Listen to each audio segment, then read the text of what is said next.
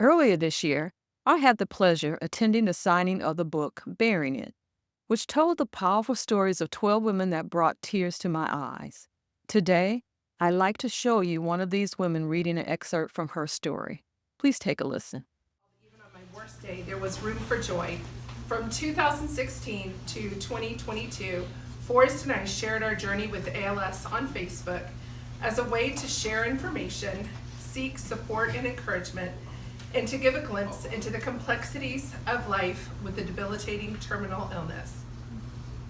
Everything shared was approved by Forrest with the hope that it may bring understanding, wisdom, and hopefully some good humor to anyone who would read them. I wrote the following in September 2022. I don't want to be resilient. Nobody wants to be resilient. Resilient is what you're called only if you go through something really challenging. I don't know what the options are if you're not resilient. I may be resilient, but I'm also broken and sad. I don't know where to start in my writing, so I'm just going to start with today. Today, I'm looking at Forrest, who looks like he's wrapped in bubble wrap, or at least that's what I see when I look at him. He's quadriplegic, which means that his body doesn't go anywhere on purpose. Someone must put it there, and trying to keep the human body comfortable and in the right place when it doesn't want to move and has no means of correcting itself is a difficult task. Forrest is wearing a neck brace to keep his head from falling over. He has a strap around his chest to hold him in his chair and keep him from sliding or falling forward. He has pads on each elbows to keep sores from forming.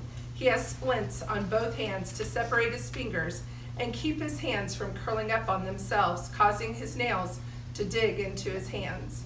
He has a belt around his waist to keep his hips from sliding forward, and his rear is as far back as his chair as it can stay. Did I mention he's in a wheelchair? It's a power wheelchair, one that I control from the back as I drive him around our house or move him from location to location.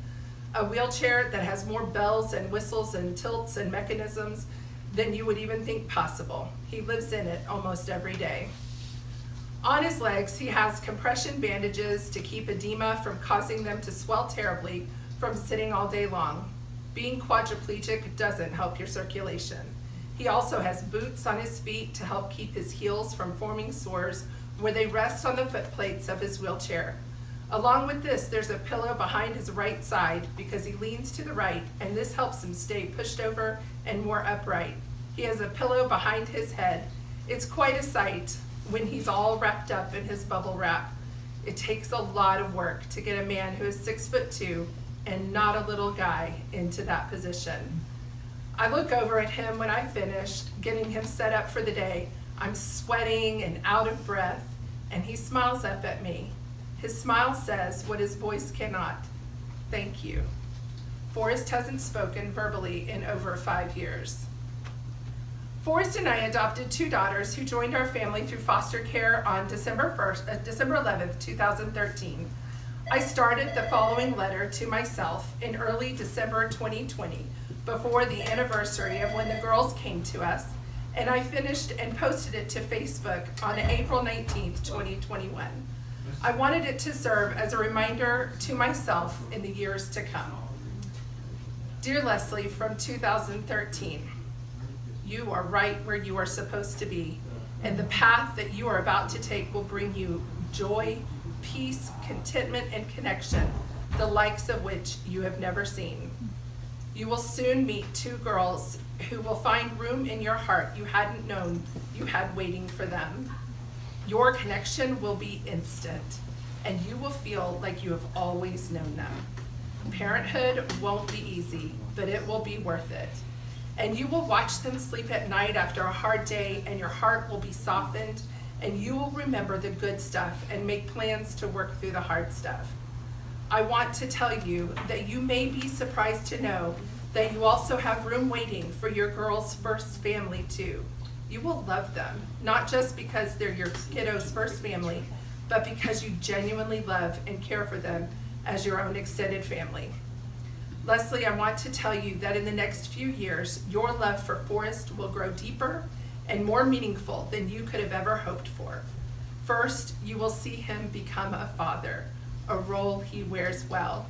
Over time, you will learn ways to communicate that you never could have imagined. You will be partners in the truest sense of the word, relying on and drawing strength from each other every day. And you will find joy and make each other laugh every single day, even on the bad ones. Leslie, you will also know grief and loss, the likes of which you have never seen before. I know that's hard to believe, as you have already known such tremendous loss, but it is true. There is no way to sugarcoat this, so I'm just going to say it. So take some deep breaths, okay? And I am. Leslie, Forrest is going to get really sick, not cancer sick. There are no treatments for what he gets. He will be diagnosed with ALS. I know you already know what a horrific disease that is, and I'm sorry to say that in 2021, there have still been no advancements toward a cure or significant treatments. It will be bad in all the ways you can imagine and in all the ways you cannot imagine.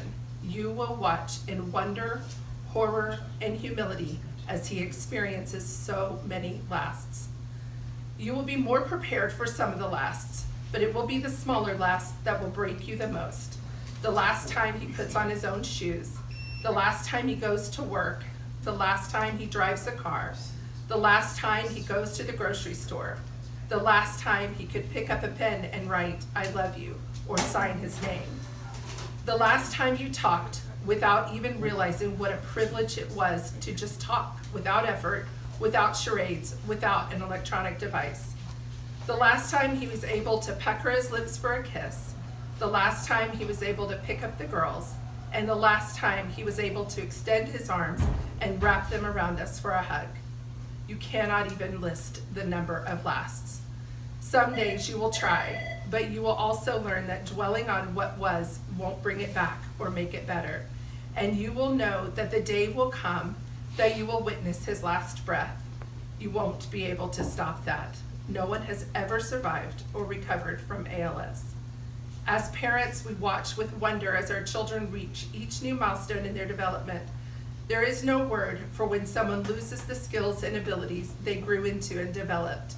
But it is still a privilege to be able to stand alongside someone as those things fade or are lost. This life will be exhausting and overwhelming in all the ways the mind, body, and soul can be. Why am I telling you all of these oppressive realities? Because you need to know that even in the midst of this, there is normalcy, contentment, and even joy.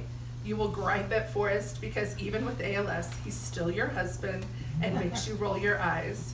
Your marriage will be stronger and your admiration for Forrest will increase almost daily. His determination to find a way will push you to do things you didn't think you were capable of doing. You will be a good caregiver. It will not be easy at all, but you and Forrest will approach everything with humor and honesty, and those two things will get you far.